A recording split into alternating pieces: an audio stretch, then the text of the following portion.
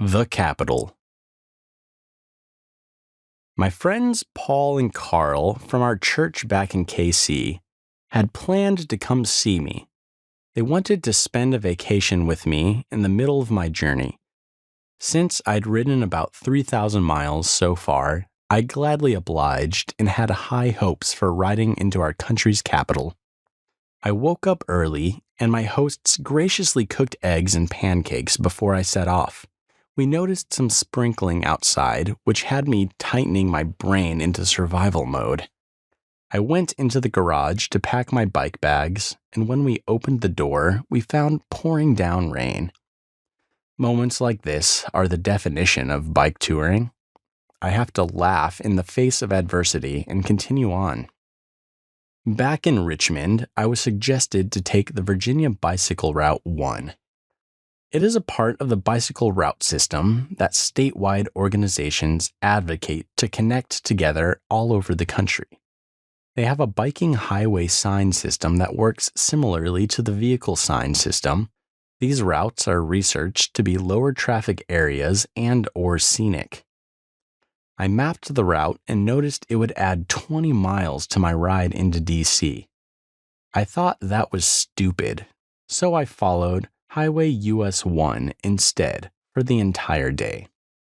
The speed limit never exceeded 40 miles an hour, and it seemed like a chill road that I didn't have to fear for my life while riding. Once I got to Alexandria, Virginia, I noticed more historic buildings and ornate architecture.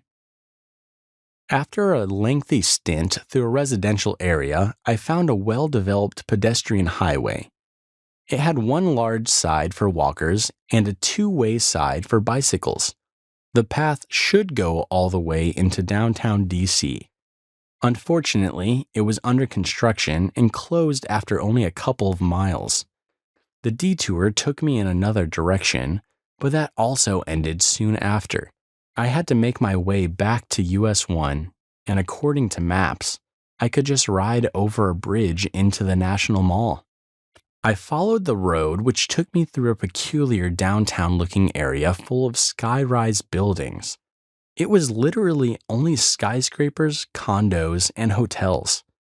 I had arrived in Crystal City, and it seemed to be created for the sole purpose of housing. The lack of pedestrians around gave me an eerie feeling. It seemed empty, and every pedal crank echoed between the barren streets.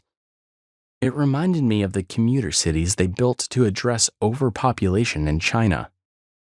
I kept riding up and out of Crystal City, which brought me onto what looked like an on-ramp to the interstate, yet the signs still said US 1. I got about a mile up the bridge and found a 6-lane highway at the top. I discovered then that the US 1 merged into an interstate, and I would have to get across 5 lanes to the left to cross the bridge. The traffic was dangerously thick at this junction, and crossing over would be certain death. I discovered safety was all I could grasp for while navigating into the city. Thankfully, I was next to another off-ramp exit, and I only had to safely ride down it against oncoming traffic to the bottom, where a regular street awaited me. I wasn't excited for this to be my only option, but I made it out alive. I found directions to another pedestrian bridge that could cross over the river. Maps took me the wrong way twice before I finally got on an access road that took me past the Pentagon. I rode along the river while armed soldiers gave me suspicious stares. I was beginning to feel emotionally spent for the day. No matter my navigation, the capital was starting to feel like an impenetrable fortress for a cyclist. I never thought it would be this difficult to ride into a city. Paul and Carl had already arrived at the airport and were taking the subway to our Airbnb. I followed a series of roads and bike paths, then crossed a couple of multi-lane entrances to the interstate. It felt like a big game of Frogger, except I didn't have any extra lives left. There were no yield to pedestrian signs, so I had to assume nobody would stop for me. I played cat and mouse with a few cars before finally crossing, forcing a car to slow down. It was ridiculously stressful trying to read the minds of drivers. I was still on the opposite side of the river and finally made it to the savior of a bridge. After crossing the river, my next task was navigating the National Mall. I didn't realize how insane it would be bicycling around there. There's as much tour bus traffic as car traffic, and they expect you to ride a bike on the pedestrian path amongst the 500,000 other people walking. I felt like I was playing that Sega game, Crazy Taxi, avoiding all the humans and finding shortcuts to get to places. Seemingly out of nowhere, the sidewalk ended due to construction. I swerved into the 6-lane strode and threw my hand signal out until I got over to the left lane to turn onto the street I needed. Once I turned away from the National Mall, navigating traffic flow was a little bit easier. I went north for a while and had to zigzag to stay on my route. I noticed strangers giving me funny looks. Was it my loaded bike or the Cambodian field hat and safety vest? I eventually found a bicycle highway that ran in both directions and separated cyclists from the street with parked cars. Finally, something safer. I stayed on this bike lane for a few miles, and at the very end, I had to climb up what felt like a mountain. It seemed like the steepest hill I'd seen since San Diego, and it sucked. I shifted into my granny gear, but still stood up and grinded my way to the top. I saw a person with their groceries walking calmly on the sidewalk while I huffed and puffed my 130-pound bike to the top. I finally reached the Airbnb and found Paul and Carl waiting for me with open arms. I was still in disbelief that they were there. We came in for some big hugs and stood there for a few minutes to enjoy the joyous occasion. I had to take it all in that my friends were there right in front of me. Very few times in my life have friends traveled this far to visit me. They told me the full story of how they made this trip happen. Our church family back home had contributed to giving me a little vacation weekend with a care package that included snacks and gift cards. I had been talking to my friends throughout the trip, telling them the hardest thing about being on the road was being alone. Paul and Carl volunteered to fly out to DC to personally deliver the goodies to me. They explained that the church members had given me money so we could spend a couple days together and offer an emotional boost to make it through the second half of the trip. I was just about in tears, imagining all their faces drowning me in love. I couldn't be more thankful for the community I had back home. It was mid-afternoon, and Paul suggested things we could do for dinner. But first, I needed to shower. That shower was the most satisfying relief I'd felt on the trip so far. A shower with good water pressure was a luxury I did not take for granted. I was disgusting every single day. We got to briefly meet one of the owners of this B&B. He was a producer for the radio show, All Things Considered. It was a short exchange, but I was delighted to have met another fascinating human. We ate at a Filipino restaurant called Bad Saint. It was voted best in the country in 2016. The dishes all came in small plates, and they had a seasonal menu. We ordered 6 different dishes and had quite a well-rounded culinary experience. We met up with a guy I knew named Max. I had met him on US 50 while driving home from San Francisco the year before. He rode his bike across the country back to DC, and I shot a photo of him climbing an epic hill in the middle of the Utah desert. It was cool to reconnect with him through Facebook and make this meetup happen. He was now a lawyer and getting ready to be married in a month. I was stoked to hear the exciting things happening in his life. It was getting late, and we had a long walk home ahead of us. We were hungry again, searching for a quick place to grab a bite. After 9 p.m., DC seems to be a ghost town. I also had to pee really, really bad and felt like a ticking time bomb. Every establishment we passed was either closed or had no public bathrooms. After over a mile of walking, we found this pizza joint and I rushed in while Paul ordered us food. I got to the bathroom wanting to rip my pants off and found the door locked with a key code. I slowly walked to the front again, but Carl was hip to the situation and had already asked for the code. I put the code in, pushed the door open, and rushed to get this poison out of my body. The next day, we went into full tourist mode. Paul cooked us his renowned biscuits and gravy, and we took the train to the National Mall. It's crazy to see how close everything is in DC. You grow up seeing videos or photos of all the memorials and government buildings, and they seem so separated. That's not true at all.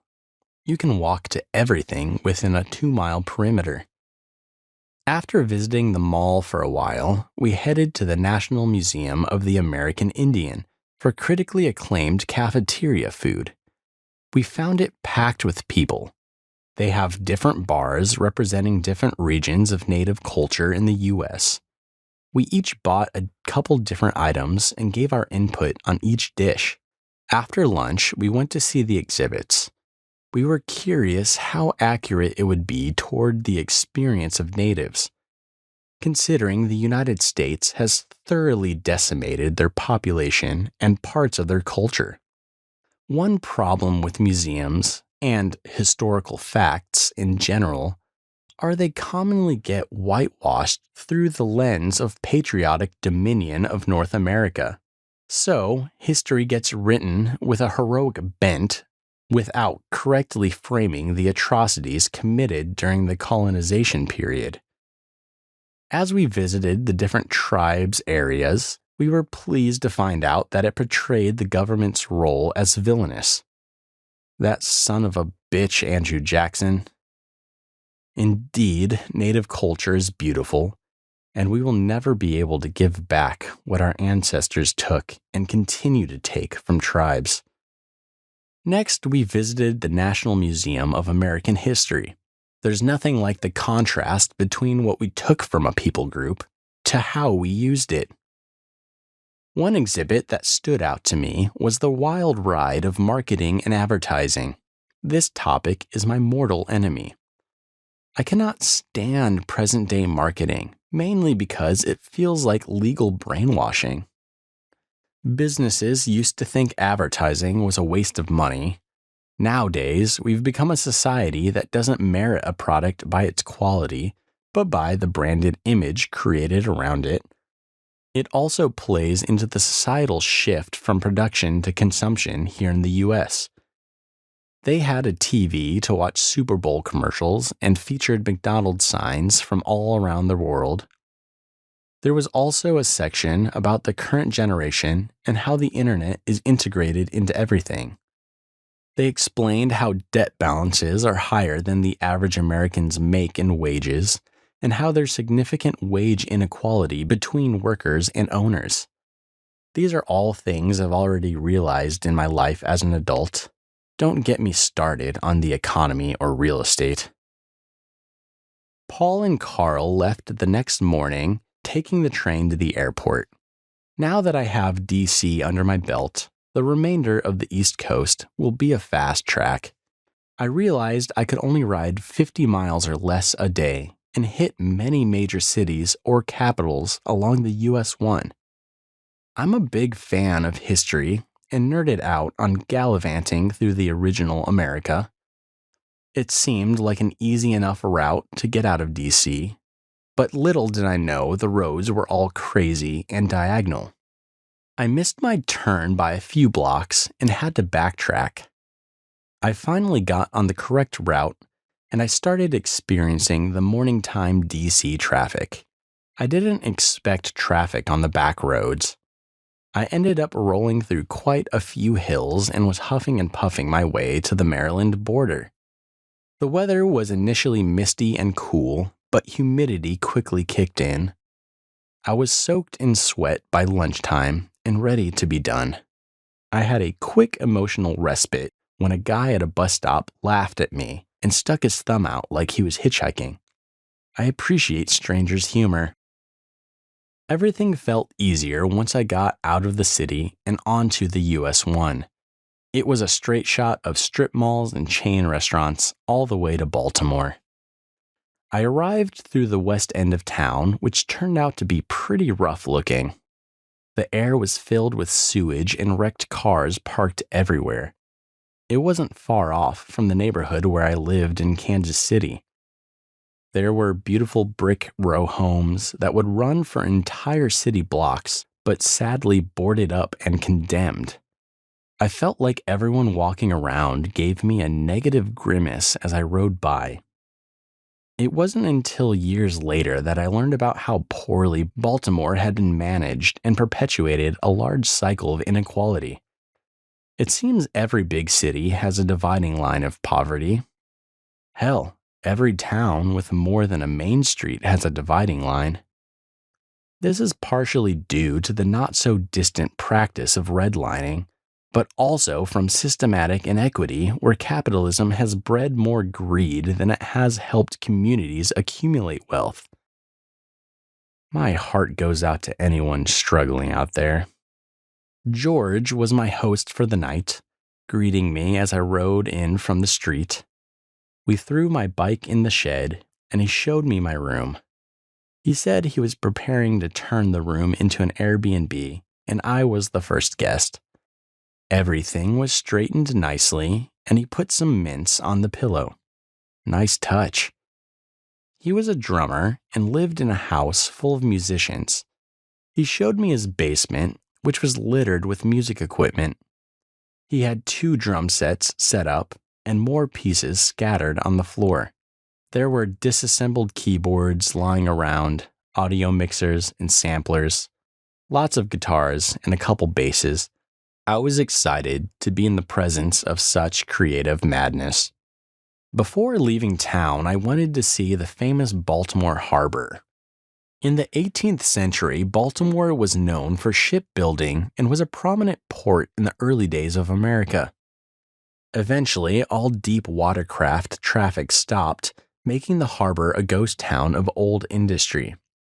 Though it still brought in freight and passenger vessels for many years, it has now been transformed into a bustling public space with parks, water taxis, sailboat ports, and retail space.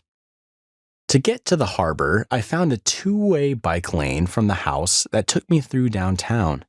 I passed some bike commuters and was surprised that no one acknowledged my existence. Headphones in and disinterested in the dirty man wearing a headdress next to them. I guess not all cyclists share the same bond. I sped down a hill for a couple of miles before finding myself at a dead end. I stopped to look at maps and still couldn't find an exact location where the harbor was. It doesn't exactly have an address. I assumed I could just go east until I ran into it. Instead, I was running into buildings and dark alleys. I wanted to ask someone for directions, but everyone around seemed unwelcoming. Headphone zombies on the way to work and on a schedule. I walked my bike aimlessly on the sidewalks, eventually finding a street filled with pedestrians and swarmed with vehicles. Alas, I had made it to the entrance of the Baltimore Harbor in all its splendor. It was 8:30 a.m., and the sun was still slowly coming in over the horizon. The water was calm, and the breeze was just enough to make you want to drink coffee and lay in a hammock.